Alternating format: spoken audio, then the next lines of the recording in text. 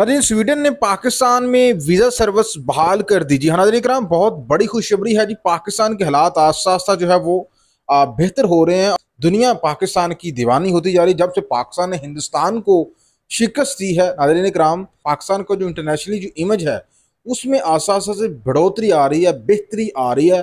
और स्वीडन जैसा मुल्क नाज़रीन इकराम, जिसने पाकिस्तान में वीज़ा सर्विस ख़त्म कर दी थी, अब नाज़रीन कराम दोबारा से स्वीडन जो है उसने पाकिस्तान में अपनी जो वीज़ा सर्विस है वो बहाल कर दी है। दरअसल अप्रैल 2023 में स्वीडन यूरोपियन मुल्क है, बड़ा खूबसूरत मुल्क।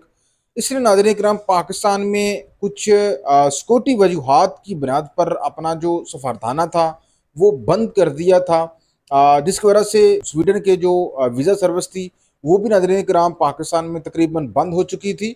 और जो लोग भी स्वीडन जाना चाहते थे उनको काफ़ी ज़्यादा धचका लगा था, क्योंकि ज़ाहिर है उनके अरमानों के ऊपर एक गहरी चोट लगी थी जब वो पाकिस्तान में रह कर जो है स्वीडन के वीज़े के लिए अप्लाई नहीं कर सकते थे। और जब हम सुनते थे कि यार हिंदुस्तान में अगर हम होते तो हिंदुस्तान में तो स्वीडन का वीज़ा हम अप्लाई कर सकते हैं, और पाकिस्तान में नहीं कर सकते हमारे हुक्मरानों की पॉलिसी की वजह से। लेकिन अब आस्ता आस्ता से जो हालात हैं नाज़रीन इकराम वो रिस्टोर होते हुए हमें नज़र आ रहे हैं। आज तो पाकिस्तान में डेमोक्रेसी नहीं है, ज़बरदस्ती का एक टोला मसलत है, लेकिन जो हकीकत होती है उसके ऊपर हमें बात करनी चाहिए। और हकीकत यह है कि पाकिस्तान में हालात जो है वो बेहतरी की जानब जो है वो गामजन हो चुके हैं। और यही वजह है कि पाकिस्तान में जो वीज़ा सर्विस है वो बहाल हो रही है। वो मुल्क जो कि कुछ अर्सा पहले पाकिस्तान छोड़कर चले गए थे, पाकिस्तान में वीज़ा सर्विस उन्होंने बंद कर दी थी, तो वो दोबारा से पाकिस्तान की जानब आ रहे हैं। तो स्वीडन नाज़रीन कराम पाकिस्तान में जो वीज़ा सर्विस है वो बहाल कर दी है आज से ही, यानी 7 जुलाई जो कि गुजर चुका है। 7 जुलाई 2025 से नाज़रीन कराम आप अगर स्वीडन जाना चाहते हैं तो इस्लामाबाद में सिर्फ आपको जाना पड़ेगा। वहाँ पे स्वीडन का जो सफारताना है वहाँ पे आप एप्लीकेशन है वहाँ पे आप सबमिट करवा देंगे, और उसमें आपको 90 डेज़ का जो वीज़ा है वो मिल जाएगा। ज़ाहिर है कि यूरोप के अंदर एंटर होने के लिए अगर 90 डेज़ का वीज़ा भी मिल जाए तो ये भी बहुत बड़ी बात होती है। तो स्वीडन जो है नाज़रीन कराम फ़िलहाल जो है वो 90 डेज़ का यानी कि 90 दिन का वीज़ा जो है वो ऑफ़र कर रहा है महदूद मुद्दत के लिए। तो ये नाज़रीन करम बड़ी ज़बरदस्त पेशरफ्त है। दरअसल ये मामला ये हुआ था, इसका जो बाकायदा ऐलान था वो आज किया गया है पाकिस्तान दारुल इस्लामाबाद में। स्वीडन के जो हुकाम हैं वो और पाकिस्तानी जो हुकाम है फ़ॉरेन ऑफिस के, इन्हीं के दरमियान नाज़रीन कराम फ़ॉरेन ऑफिस में एक मीटिंग हुई है। और उस मीटिंग के बाद जो है ये फैसला किया गया कि स्वीडन जो है उसने ऐलान कर दिया कि पाकिस्तान में अपने वीज़ा सर्विस है जो कुछ मुअत्तल कर दी थी अप्रैल 2023 को, अब दोबारा से उसको बहाल कर दिया। नाज़रीन कराम आप इस बारे में क्या कहेंगे? लाजमी कमेंट सेक्शन में अपनी राय का इज़हार करें। नाज़रीन कराम लाहौर में एक बहुत ही अफसोसनाक वाक़या पेश आया है, जहाँ पे कम उम्र ड्राइवर ने मोटरसाइकिल सवार 2 भाइयों को पीछे से हिट कर दिया, जिसके नतीजे में नाज़रीन कराम एक भाई जो है वो मौके पर ही जाम बक हो गया, जबकि दूसरा भाई जिंदगी और मौत की कश्मकश में जो है मुब्तला है।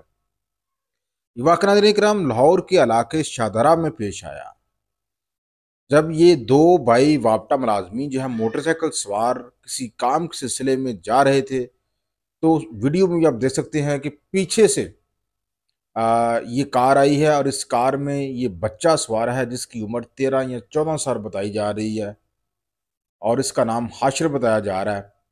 इस बच्चे से नाज़रीन कराम गाड़ी जो है वो बेकाबू हो गई, बहुत तेज़ रफ्तार गाड़ी चला रहा था, और वो गाड़ी जो है वो मोटरसाइकिल सवार 2 भाइयों को जा टकराई, जिसके नतीजे में एक भाई मौके पर जाम बहक और दूसरा शीदी जख्मी हो गया। मौके पर मौजूद लोगों ने उस बच्चे की वीडियोस भी बनाई, उसको पुलिस के हवाले कर दिया गया, और पुलिस ने उसको बिहाइंड द लाक यानी कि जेल के अंदर बंद कर दिया।